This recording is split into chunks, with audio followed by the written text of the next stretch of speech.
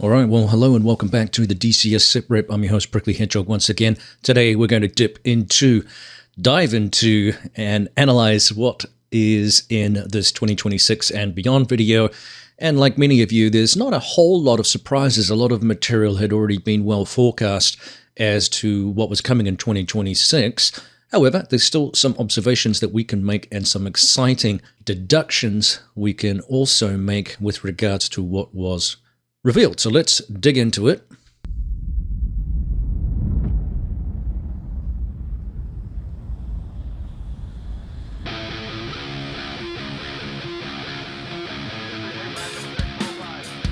All right, so right away there we saw brand new uniforms, animations for troops in the game. All of the panoply of war here. So we've got the M4 style rifle here, Kevlar helmets, the glasses, the sock. You can see the ribbing on here, so nice job. And in the background, we're going to see a lot more of this C-17. And scrolling forward again, this is something that Wags mentioned in the interview we did a while back. The uniforms also for Russian troops here, this different DPM pattern that they particularly enjoy, seen in Eastern European countries as well. So very cool. This looks like it's set in the East Germany map, or at least the Cold War Germany map. Little VW in the background there as well. I actually saw a new one of these recently. It's a weird looking thing, kind of cool at the same time. There's, I guess, a new version of the old combi van, driving in a fried out combi. All right. All right, so no surprise here. This has already been well advertised by now. The F-14BU, this is the upgrade version, a precursor to a full D variant. So effectively providing a HUD for the F-14, which makes basically the old one completely redundant. A lot more information, something reminiscent a little bit here too of the C-130J, with the altimeter instrument readout here, and definitely a lot more useful information. We have a TACAN here, station, range while scan, radar mode and auto. So yeah, some waypoint information too. Looks like ETAs, time on target type stuff. So very interesting update to this aircraft. It's going to make it much more user-friendly. Excuse me, a little bit of a bug in the throat here. So bear with me, and I've got my coffee with me too, so I may slurp on that from time to time. I watched this video last night when it was released. There was a delay. This was caused by a third party not having its material quite ready to go, which meant that it had to then be reinserted into the video, which is no mean feat because obviously you're doing a lot of editing. And if anyone or any among you will know that if you do editing, it's a tedious task sometimes and very time consuming. Even a 6-minute video like this with high resolution is going to take time to render. Then you have to upload it. That can take a while. And then it has to render in YouTube. So there was a bit of a delay. Unfortunately, that's what that holdup was, according to 9line in the forums last night, released on the Discord channel.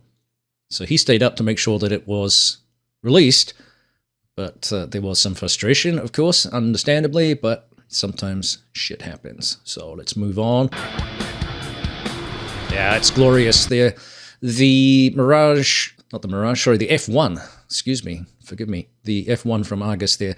Looks like this is the M upgrade variant that they have produced. They've got 3 variants of the F1 in the game right now. There's the 2-seater version, as well as a couple of single-seater versions. Each one has slightly different capabilities and a slightly different model. This will be a modernized version, I believe. And I think there's another image coming up here, so that looks like a new animation to me. That looks great.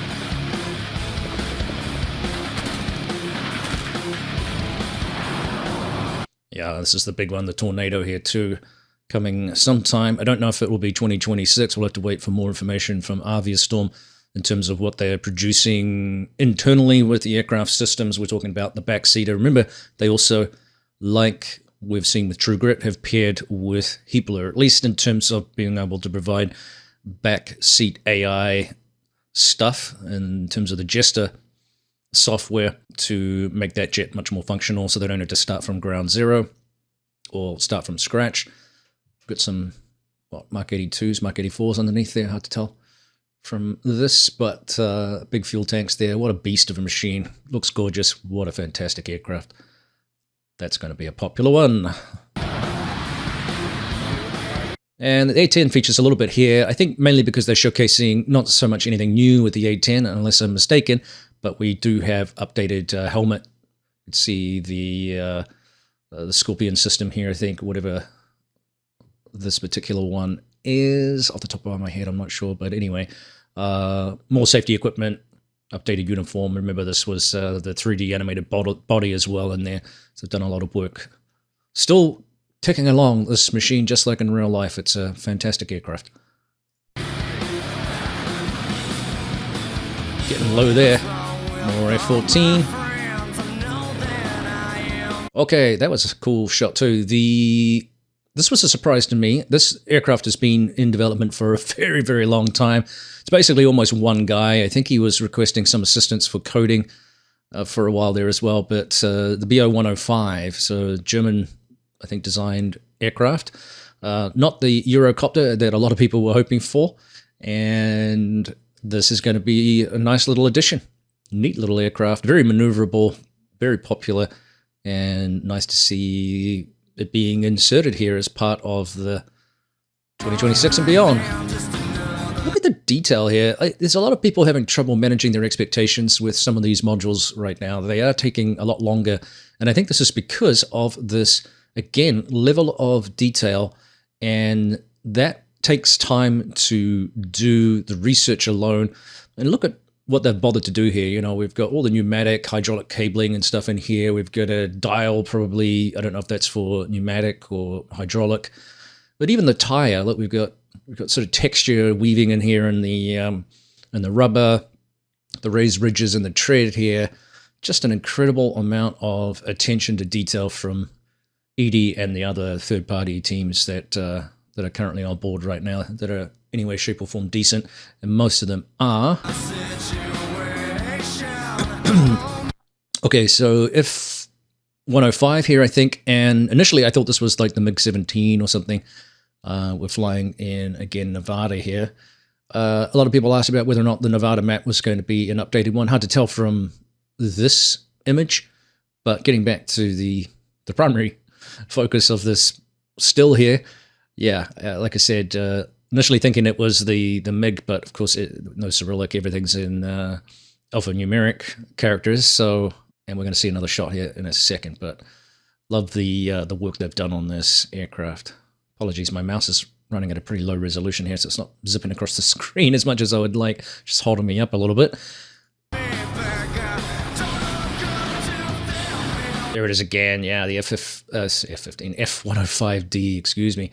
And it looks like it's carrying some maybe cluster munitions there, or I remember napalm is coming too. We didn't see that in this video as far as I recall, but a bit of a blurry shot here, but because it's in motion, but gosh, what a neat aircraft. And again, this is going to be popular. This does have the refueling probe on it, so that's going to be fun to do because it's going to be off on your right there, quite far out from the cockpit. So I'm sure that presents some challenges. We'll see.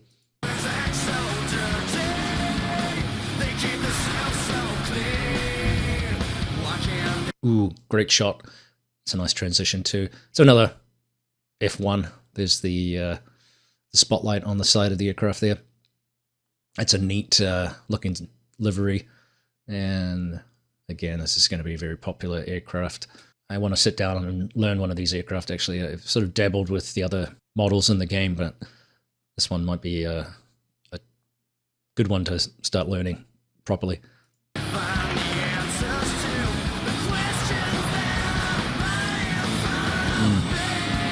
Okay, there it is, the F-104. This is also being done by Argus, and looking really tidy, this exterior, even in motion. That is an unusual looking aircraft, no question. That's going to have all sorts of interesting challenges to take off and land, just like the F-105. So, yeah, quite the Cold War treats here. And of course, the MiG-17 is being worked on as well.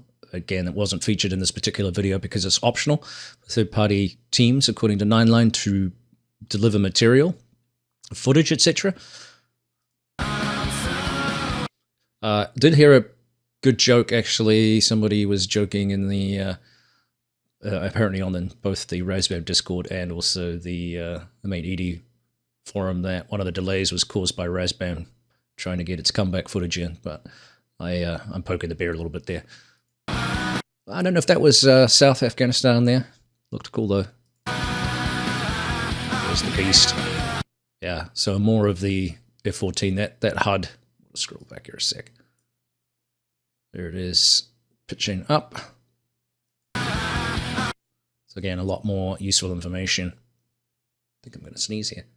I am going to sneeze. So similar to before, the RWS option, the TACAN stuff is not there on this occasion. We've got a waypoint measure there, but yeah, definitely half an hour to get from A to B at that speed. So definitely some more useful information on this HUD, which I think a lot of people are going to appreciate. It's going to bring the F-14, you know, just, again, not everyone's cup of tea, but it's just going to bring it into a little bit more of that modern era, which it straddled by the time of its retirement. Sad to see it was retired, but yeah, sorry, distracted by a beautiful looking woodpecker out here. Not sure which kind. It's got a diamond on the back of its head, red diamond.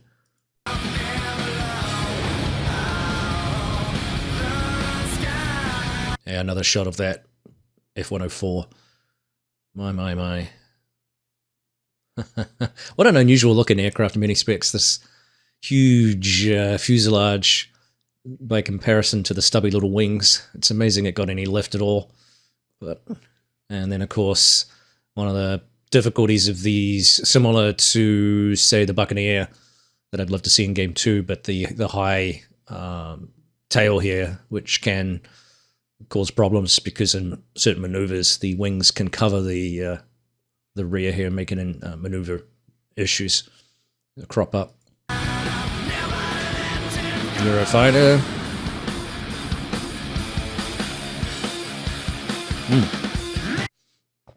Okay, so we're jumping here into the dynamic campaign, and we're seeing more tangible evidence of where this is at. Lovely detailed map here. These flight maps that they have used as an overlay for the UI, and just looking around here just to make sure there's no aircraft that I haven't seen before. Heavy reliance on the MiG-29, of course. Some helicopters, obviously plenty of ground assets. You can see contested stuff going on here, making a push into territory through what might be a gap in the mountains there. This looks like I think it's the Iraq map. I'm not sure. All right, let's move on a little bit more. This is definitely Iraq, because I checked earlier, but gosh, what a detailed map here. Again, similarly, areas of contention. It looks like we've got some fortifications, if you like, there. Defensive fortifications. Su-33s, MiG-31s. Yeah, looking really interesting, and we can see a little bit more of this interface here as the video plays. Yeah, so we've got air tasking here in terms of strike packages and stuff like that. Call signs, what we have on board. Time indications, we've got maybe join here is an opportunity to join, I don't know. But here's our briefing. Here's our waypoints, cap loops, air patrol. Yeah, really cool. All right, let's keep moving on here. More of the same. So showing some scalability here too. What if this is a push here by Red Force coming into this area? And here we are on Caucasus. Similarly, again, the scalability here, we saw less assets on the map and some of the other images there. Now we've got a little bit more information, some different symbology, but a lot more assets here.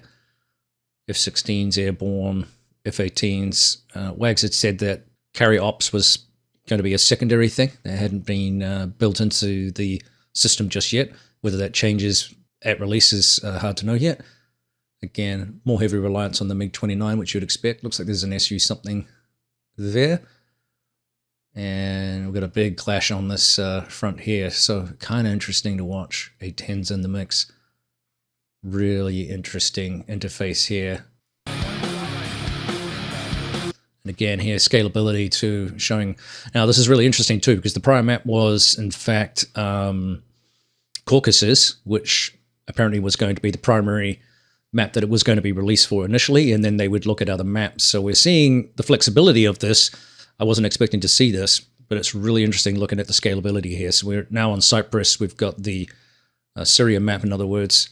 And again, quite a lot of assets running here with some clashes going on across the very decent looking front here with blue and red going at it. Predominantly, it looks like we do have some, I don't know if those are aircraft there, but predominantly we've got a ground war going on here at this juncture with this particular image, but really cool. Oh, there's an F-18 there. Alright. There's an example of an explosion, maybe. New explosions.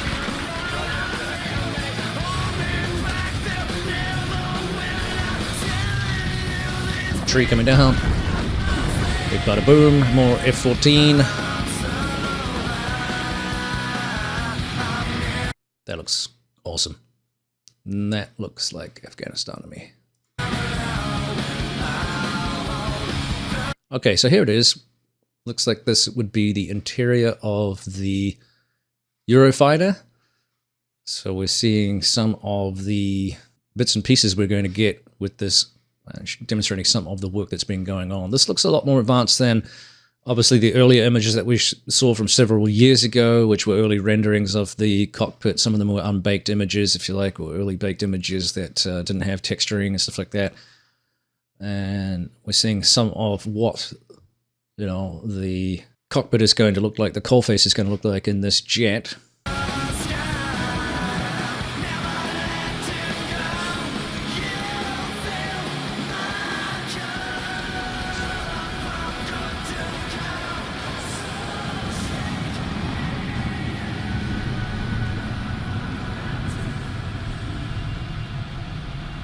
Nice transition to a different world and a different time.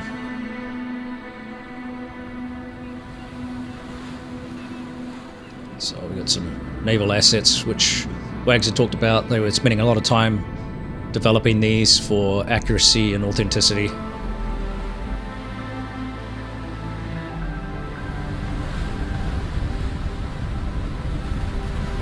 Battleships and maybe heavy cruisers.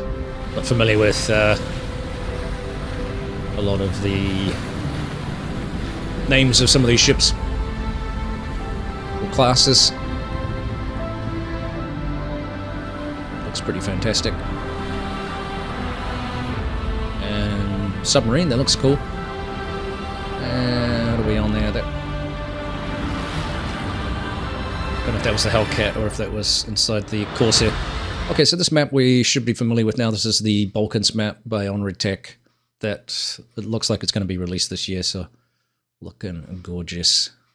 It's going to be a green map too, which people wanted. Complaining about all the desert maps. It is what it is. It's great.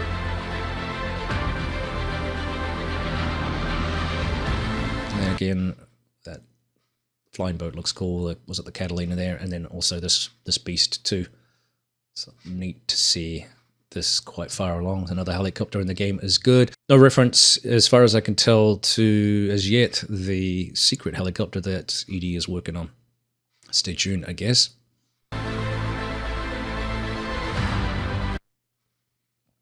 Alright, going back to what I mentioned before, the interior of this updated or modernized version of the F1. Again, looking absolutely neat. So obviously you see the different structure. It looks like the radars now, maybe the displays on the left-hand side, the scope system has been removed on the right-hand side. And we've got the RWR up here. ADI still where it traditionally was. So most of the controls are going to be similar, but there's definitely been some shifting around of important pieces of equipment. which is going to be fun to see. What an amazing rendering this is. The blades here look so cool. This has been showcased quite a bit lately, so I don't know if that signifies anything that we haven't, had revealed. This is an AI asset, remember, at this point, but they've done an amazing job of, doing the artwork on this thing. It's quite spectacular.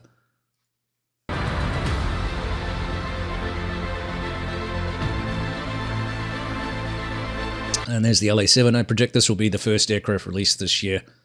We shall see how we go. I imagine any time from now on we'll see this in game. In fact, I think they did some more release work or information on it yesterday as well. They did Octopus G, that is, did a post. So is it the Avenger, I think, off the top of my head? I'm not familiar with this. All of the World War II aircraft. And yeah, again, more of this work going on, soldiers chatting. And not sure if I'd sling my rifle like that, but as you can see here, the magazine is piercing through, if you like, or behind somehow this water pack. There's no way I would sling my rifle like that. But again, it's just a little curiosity, if you like, of when you do this kind of work. But look at the overall effect of the detail, the camelback on here. We've got protective pads. We've just got a lot more detail on these troops and the animations, the way they walk. And again, look at the C-17. Looks amazing. What a backdrop. I was trying to work out if there was this was a new airport or something as well, but I haven't got enough clues, or that I recognize at least. Maybe somebody else can help me out there, but really cool backdrop.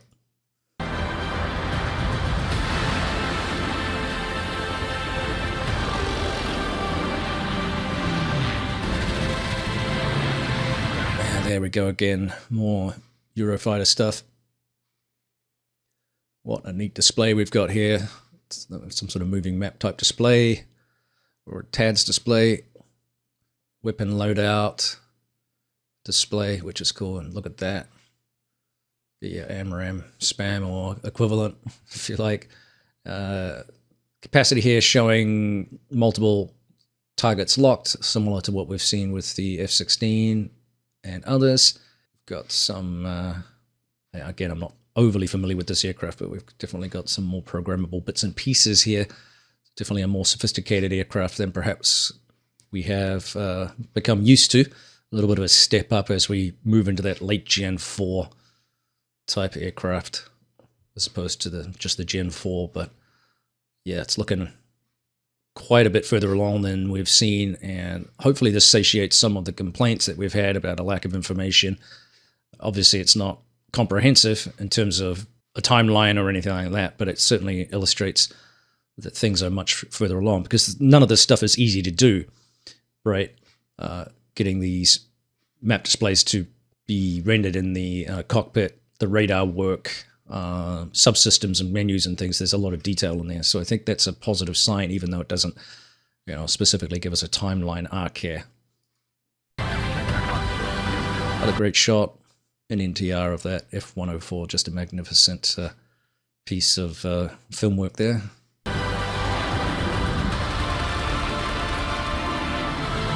Nice.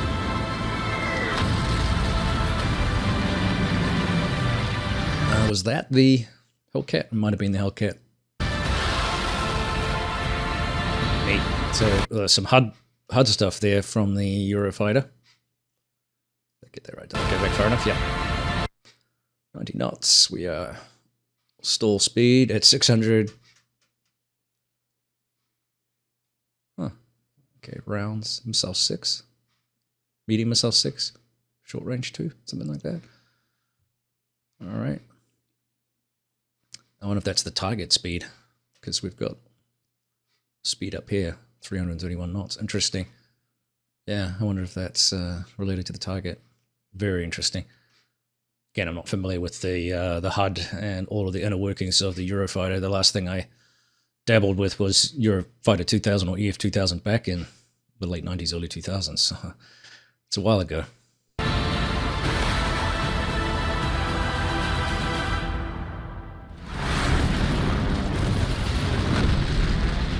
Zero is doing business.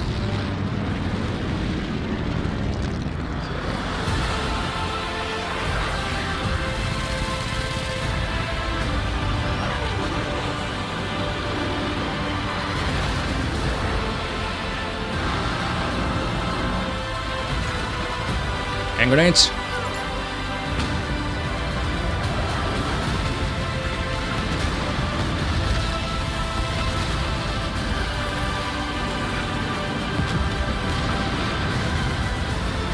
There's trees.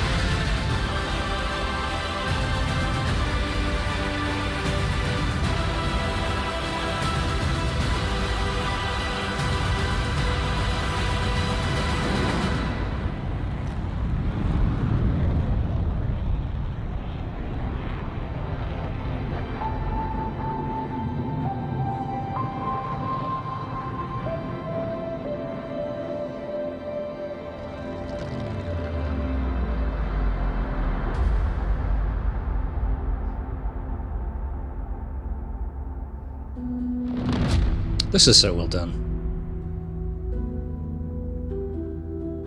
The music's just so appropriate, of course. Oh, that's nice. Love the coloring. Such a great reveal, even though we know it's coming, or knew it was coming. That's a great reveal. What a gorgeous looking aircraft. And again, supported by the various affiliates. No surprise, of course, that the Dassault Rafale is coming, and yeah, what an interesting video. Like I said, I think there's a lot of meat in this one, even if it didn't reveal all of the secret stuff that was being worked on that has been mentioned, such as the helicopter that ED's working on, and maybe a few other, surprises that we normally get, but perhaps absent, because there's so much, again, of putting meat on the bones of this game. Certainly around the dynamic campaign, I think we're seeing a lot more fleshing out of the capacity of that particular product, what it's capable of doing, what we can expect to see from it. Again, very difficult to know where we're at in terms of timelines. I think there's clearly more work to be done on that, but that doesn't negate the progress that's been made, certainly through 2025. That was hinted by Wags in that prior interview with him. So I'm pretty positive about that. Similarly, with the Eurofighter too, seeing images of what's going on there, both the exterior and also particularly that interior work, looks really good and is clues or provides clues to potential development or progress, even if it doesn't, as I said before, give us specific timelines. And you're never going to get specific timelines until something is 100% ready for release. I mean, look what happened with the video itself. So this is not a perfect world. And again, as I said before, and maybe this will be subject to a separate video, but there's a lot of expectation management when we have these very, very detailed programs, modules in the game coming out that require minimum now of 2 years research and preparation before they're even ready for release, and then ongoing support. So the challenge now for a lot of these teams is, when do we release these and at what state, given, as I said before, the level of complexity that we expect. And also heat blurs raise the bar, particularly with things like subsidiary or accompanying material. We're talking soundtracks here, t-shirts, and whatever else it is. This is becoming the way in which these modules are being released, and that's adding a layer of complexity and expenditure too. I think what we're also seeing is a rising cost to produce some of these modules as well. The time needed, the work needed, the material being presented is perhaps starting to stretch these timelines, and some people are not cool with that. And I don't know if there's a resolution, especially if you're a smaller team. If you have 4 people working on a very complex module, we've seen how long it took Airplane Simulation Company to produce, and that has been a fantastic module, very complex module, pushing the bounds of the game with regards to the way in which cargo interacts with the modules.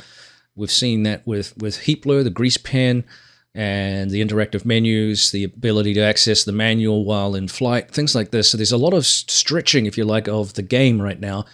And the big question, too, is the influence of Vulkan API and what that's going to bring to the game, and how all of this is going to push this franchise to a level that we haven't seen before. It's an ongoing process. Apologies for the beeping going on there. It's an ongoing process, and like I said before, I'm very excited about 2026 because I suspect there's just a lot more meat being fleshed out on this skeleton, if you like, that we have in certain areas that is going to bolster our experiences. All right, well, that's enough waffle. Thanks for tuning in. Let me know what you think. And also, if you think I missed something, and I always do, because there's a lot packed in these things, let me know if I missed something that you think is worth highlighting here. Thanks for tuning in. We'll see you next time. Cheers.